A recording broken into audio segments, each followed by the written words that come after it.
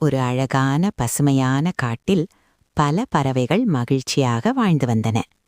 அந்த பறவைகளில் ஒரு சிறிய குருவி இருந்தது. அதன் பெயர் சிட்டு. சிட்டு மிகவும் சின்னதாக இருந்தாலும் அதற்கு ஒரு பெரிய கனவு இருந்தது. ஒரு நாள் நான் எல்லா பறவைகளையும் விட உயரமாக பறப்பேன் என்று சிட்டு சொன்னது. அதை கேட்ட காகம், கிளி, மைனா எல்லாம் சிரித்தன.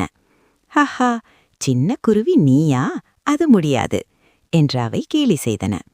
சிட்டுவின் மனம் கொஞ்சம் வருந்தியது. ஆனால் அதன் கனவு மட்டும் உடையவில்லை. அடுத்த நாள் காலை சூரியன் உதிக்கும்போது சிட்டு தனது இறக்கைகளை விரித்து வானத்தில் பறக்க முயன்றது.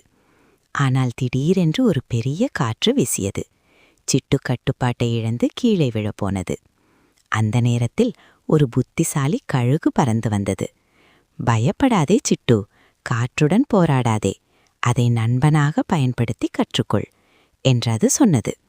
சிட்டு அந்த வார்த்தையை நினைத்தது. மீண்டும் தனது இறக்கைகளை விரித்து காற்றுடன் பறக்கத் தொடங்கியது. அந்த முறை சிட்டு மெதுவாக மேலே மேலே உயரமாக பறந்தது. எல்லா பறவைகளையும் விட உயரமாக. அதை பார்த்த காகம், கிளி, மைனா எல்லாம் ஆச்சரியப்பட்டன. நாம் தவறாக நினைத்தோம் என்று அவை சொன்னன. சிட்டு சிரித்து சொன்னது, உடல் சின்னதாக இருந்தாலும் கனவு பெரியதாக இருக்கலாம். அன்று முதல் காட்டிலுள்ள எல்லா பறவைகளும் தங்கள் கனவுகளை நம்ப ஆரம்பித்தன. கல்வி, நம்பிக்கை இருந்தால் வானமே எல்லை. சின்ன கனவும் ஒரு நாள் பெரிய வெற்றியாக மாறும்.